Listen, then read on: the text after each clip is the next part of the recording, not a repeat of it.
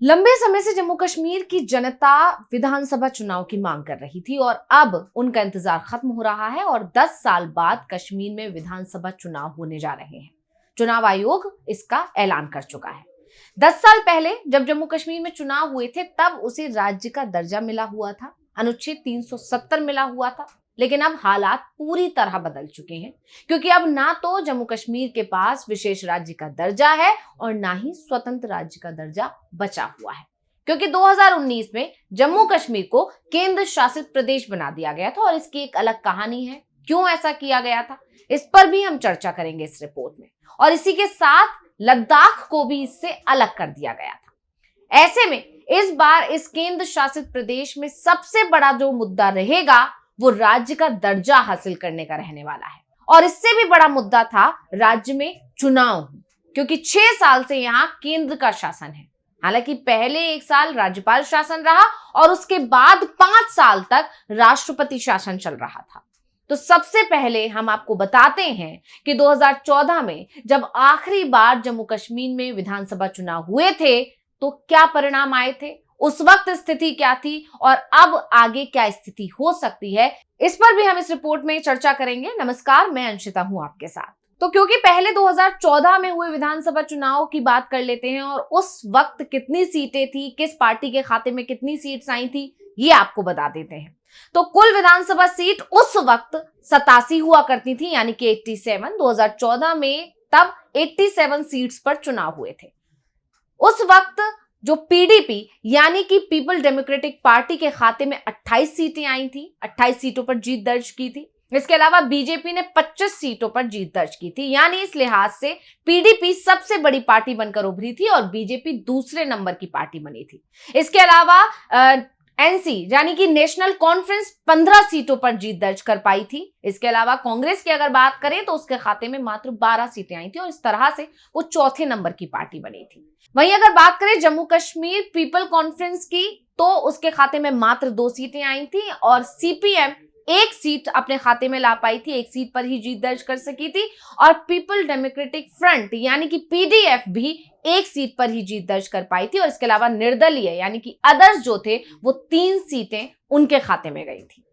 तो अब ये तो हमने जान लिया कि 2014 में जब जम्मू कश्मीर के चुनाव हुए थे तो उस वक्त वहां पर किस तरह से किस पार्टी के खाते में कितनी सीट्स आई थी और क्या नतीजे रहे थे।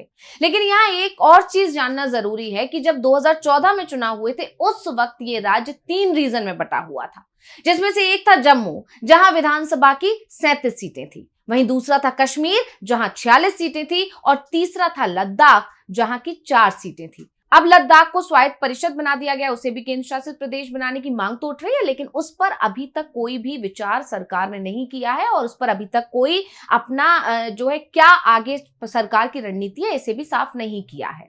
लेकिन अब जब हमने ये जान लिया कि 2014 में क्या नतीजे आए थे, 2014 के टाइम पर क्या स्थिति थी वहां पर, तो ऐसे में अब 2019 के बारे में बात करना जरूरी है कि आखिर 2019 में जब जम्मू कश्मीर का बंटवारा कर दिया गया तब स्थिति क्या थी। तो बता दें कि 2019 में जम्मू कश्मीर को बांट दिया गया और राज्य से लद्दाख को अलग कर दिया गया, जैसे कि मैं आपको बता चुकी है। लद्दाख और जम्मू कश्मीर को अलग अलग केंद्र शासित प्रदेश बना दिया गया। जम्मू कश्मीर को विधानसभा मिली जबकि लद्दाख को स्वायत्त परिषद दी गई। लद्दाख में विधानसभा की मांग हो रही है, लेकिन सरकार ने अभी तक ये मांग नहीं मानी है। बाद में जम्मू कश्मीर में नए सिरे से सीमांकन किया गया यानी परिसीमन किया गया और इसकी भी मांग बहुत दिनों से चल रही थी। लंबे समय तक पहले परिसीमन को भी लटकाया गया था। बार बार ये कहा जा रहा था कि चुनाव तब होंगे जब परिसीमन हो जाएगा, चुनाव तब होंगे जब परिसीमन हो जाएगा, और परिसीमन हो भी गया, लेकिन उसके बाद भी चुनाव कराने में सरकार ने एक लंबा समय लिया और अब जाकर जो है चुनाव होने जा रहे हैं परिसीमन के बाद। लेकिन परिसीमन के बाद भी विवाद क्यों उठा था वो भी हम आपको बता देते हैं। तो उसकी वजह थी सीटों का बंटवारा। तो आपको बता दें कि परिसीमन के बाद 7 नई सीटें बनाई गई थी। अब यहाँ 7 बनाई गई थी और अब जम्मू कश्मीर में विधानसभा की 90 सीटें हैं। इसे ऐसे समझिए कि जब 2014 में चुनाव हुए थे कि जैसा मैंने आपको बताया उस समय 3 रीजन थे, जिसमें से अब लद्दाख जिसकी 4 सीट्स हैं वो अलग हो चुका है। उस लिहाज से तब बची 83 और उसमें अब जो है 7 सीटें बढ़ा दी गई हैं, इसलिए अब कुल सीटें जम्मू कश्मीर में 90 हो जाती हैं। अब जब परिसीमन हुआ है तो उस लिहाज से देख पाएंगे कि जम्मू में 6 सीटें बढ़ाई गई हैं, यानी कि ज्यादा सीट बढ़ाई गई हैं, और जबकि कश्मीर में सिर्फ 1 सीट बढ़ाई गई है। और यही वजह है कि इस परिसीमन के बाद भी विवाद हुआ, बीजेपी पर तमाम सवाल उठे कि बीजेपी ने अपने फायदे के लिए ये सीमांकन किया है।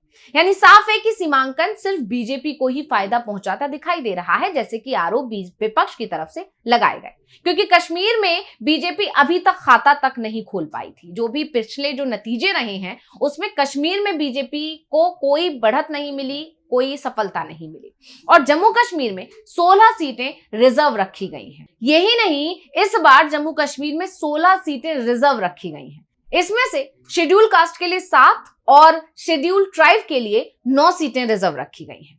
यहां गौर करने वाली बात यह भी है कि जम्मू कश्मीर में पहली बार एसटी के लिए सीटें रिजर्व की गई हैं, जबकि ऐसा पहले नहीं होता था। वहीं इसमें एससी के लिए भी रिजर्व सीटें हैं। एसटी के लिए रिजर्व सीटों की अगर बात करें तो राजौरी, कोकरनाग, थाना मंडी, सुरनकोटे, पुंछ हवेली, बुधल, मेंधर, गुरेज और गुलबर्ग। वहीं इन सब के अलावा 24 सीटें यहां पर पीओके की भी हैं, जिन पर चुनाव नहीं होता है, इसलिए ये सीटें खाली रहती हैं। यानी 114 सीटों में से 90 सीटों पर ही वोटिंग होनी है। बात अब 2014 के चुनाव और उसके बाद बनी सरकार को लेकर भी कर लेते हैं। जैसे कि मैंने शुरुआत में ही जिक्र किया था कि क्या स्थिति थी 2014 में और अब क्या स्थिति बदल गई है, और इस 10 साल में क्या कुछ हुआ है यह भी जानना आपके लिए बेहद जरूरी है। तो 10 साल पहले नवंबर-दिसंबर 2014 में जम्मू कश्मीर में 5 चरणों में चुनाव कराए गए थे। पीडीपी सबसे बड़ी पार्टी बनी, जैसा कि मैंने आपको बताया, क्योंकि सबसे ज्यादा सीटें उसी के खाते में गई थी। 28 सीटों पर उसने जीत दर्ज की थी, लेकिन बहुमत किसी को नहीं मिल सका था। अब आपको 2014 की दलगत स्थिति एक बार फिर से दिखा देते हैं। तो कुल विधानसभा सीटें थी, जैसा कि मैंने आपको बताया, 87 थी। पीडीपी के खाते में 28 आई थी, बीजेपी 25 सीटें जीत पाई थी, नेशनल कॉन्फ्रेंस 15 सीटें ही जीत सकी थी, कांग्रेस ने 12 सीटों पर जीत दर्ज की थी, वहीं जेकेपीसी सिर्फ 2 सीटें जीत पाई, सीपीएम 1 सीट जीती, पीडीएफ 1 जीती और अदर्स के खाते में 3 सीटें चली गई थी। ये उस वक्त के नतीजे रहे थे, जिसने ये साफ कर दिया था कि किसी को भी बहुमत नहीं मिला है। परिणाम अच्छे आए थे पीडीपी के, लेकिन फिर भी बहुमत से वो दूर रह गई थी। नतीजा ये हुआ कि बहुमत नहीं मिलने की वजह से राज्य में राज्यपाल शासन लागू कर दिया गया। अब इसकी भी एक रोचक कहानी है। दरअसल मार्च 2015 में जम्मू कश्मीर से राज्यपाल शासन हटा लिया गया और पीडीपी और बीजेपी के बीच गठबंधन हुआ और पीडीपी के मुफ्ती मोहम्मद सैयद राज्य के सीएम बने। अब यहाँ सवाल ये है कि जब इन दोनों पार्टी को गठबंधन करना ही था तो इतना समय क्यों लिया गया? तो इसके लिए जानकार ये कहते हैं कि जो मुफ्ती हैं वो बीजेपी के साथ आने के लिए राजी नहीं थे, क्योंकि उन्हें कहीं ना कहीं डर था अपने उन कोर वोटर्स का के नाराज हो जाने का, जो बीजेपी को पसंद नहीं करते हैं, जो बीजेपी को नापसंद करते हैं। इसलिए इस पूरे गठबंधन के लिए 3 महीने का पूरा समय लगा और उसके बाद जाकर गठबंधन हुआ। और इस गठबंधन के लिए, जो वाकई में एक तरह से उस वक्त भी कहा जा रहा था कि बहुत बेमेल गठबंधन है, और गठबंधन हुआ, फिर बीजेपी और जम्मू कश्मीर में पहली बार सत्ता में हिस्सेदारी हासिल करने में कामयाब हो सकी। वो पहली बार था और अब बीजेपी वही चाहती है कि इस बार भी वो वापसी कर ले। उसी की जुगत में वो लगी हुई है और इसीलिए परिसीमन जो किया गया है, विपक्ष ऐसा आरोप लगाता है कि बहुत ही सोच समझ के परिसीमन किया गया। और जम्मू में सीटें क्यों बढ़ाई गई हैं ये आप जानते हैं, कहीं ना कहीं हिंदू जो है वोटर बैंक वहां पर ज्यादा है। वहीं आगे बढ़ते हैं तो मुफ्ती सरकार में बीजेपी उप मुख्यमंत्री पद समेत कई अहम विभाग भी मिले। मुफ्ती सरकार में बीजेपी और जब मुफ्ती सरकार एक साथ आए तो उनमें से उप मुख्यमंत्री पद भी उसे मिल गया और कई बड़े विभाग भी मिले, लेकिन ये सरकार ज्यादा दिन चल नहीं पाई। मुफ्ती मोहम्मद सैयद की सरकार 10 महीने ही चली, क्योंकि लंबी बीमारी थी उनको, सैयद को, और उस लंबी बीमारी के चलते ही सैयद की जनवरी 2015 में जान चली गई। इसके बाद राज्य में एक बार फिर राज्यपाल शासन लगा दिया गया, फिर 3 महीने का वक्त लिया गया। महबूबा मुफ्ती ने बीजेपी के साथ गठबंधन में वापस आने में पूरे 3 महीने का समय लिया, क्योंकि वो अपने पिता से भी ज्यादा जो है अपनी पॉलिटिक्स को लेकर हार्ड थी, वो एक ही राह पर चलने वालों में से थी और उन्हें इस चीज का डर था कि बीजेपी के साथ अगर आई तो उनका जो कोर वोटर है वो छिटक सकता है, वो नाराज हो सकता है। लेकिन जब कोई रास्ता नहीं बचा तो 3 महीने तक राज्यपाल शासन चला और फिर पीडीपी ने एक बार फिर बीजेपी के साथ गठबंधन किया और सरकार बनाने के लिए आगे बढ़ी। इस बार पीडीपी की महबूबा मुफ्ती, जो मुफ्ती मोहम्मद सैयद की बेटी हैं, उन्हें मुख्यमंत्री बना दिया गया और उसी तरह से सरकार चलती गई। 4 अप्रैल 2016 को महबूबा मुफ्ती ने सीएम पद की शपथ ली, लेकिन यह सरकार भी ज्यादा समय तक नहीं चल सकी।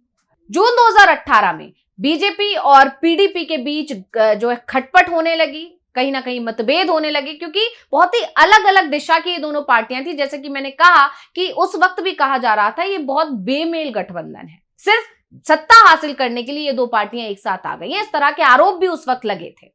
वहीं पीडीपी सरकार से समर्थन बीजेपी ने वापस ले लिया और महबूबा की सरकार गिर गई। कहीं ना कहीं शायद बीजेपी को ऐसा लगा होगा वो सरकार बना लेगी महबूबा से अलग होकर, लेकिन ऐसा नहीं हो सका और शायद महबूबा को भी उस वक्त लगा होगा कि दूसरे दलों के साथ मिलकर वो सरकार बना लेंगी, लेकिन इस तरह की स्थिति वहां नहीं पैदा हो पाई। इस वजह से नवंबर 2018 में अचानक राज्य के सभी गैर बीजेपी दल एक साथ आ गए और उन्होंने महबूबा को समर्थन देने का ऐलान कर दिया। इस पूरे प्रोसेस में इतना समय लगा कि ये लोग राज्यपाल के पास जा पाते, समर्थन पत्र वहां दे पाते, महबूबा सरकार बनाने का दावा कर पाती, उससे पहले ही राज्यपाल सत्यपाल मलिक ने राज्य विधानसभा को भंग कर दिया और 20 दिसंबर 2018 में राज्य में राज्यपाल शासन एक बार फिर से लगा दिया गया, यानी तीसरी बार राज्यपाल शासन वहां पर लगा। उस वक्त ये भी जो है दावे किए गए थे, कई तरह के कयास भी लगे थे कि कहीं ना कहीं जो ये समर्थन की जो बात आ रही थी, इस चीज की जानकारी पहले ही पहुंच चुकी थी और इसीलिए शायद समय ना गवाते हुए राज्यपाल को ये शायद ऊपर से आलाकमान की तरफ से ये निर्देश दे दिए गए होंगे या जो भी उस वक्त की घटनाक्रम रहा होगा, इस तरह के आरोप लगाए गए विपक्ष की तरफ से कि जानकारी कहीं ना कहीं पहुंच गई थी, इसलिए जल्दबाजी में भंग कर दिया गया विधानसभा को। उसका नतीजा ये हुआ कि राज्यपाल शासन लगा और पहले 1 साल तक राज्य में राज्यपाल शासन लगा रहा,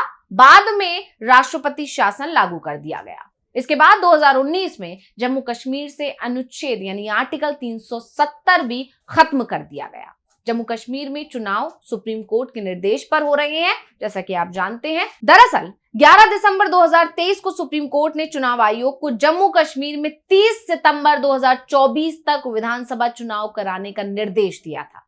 सुप्रीम कोर्ट ने कहा था कि जम्मू कश्मीर को राज्य का दर्जा जितना जल्दी हो सके दिया जाए और वहां पर चुनाव कराए जाएं।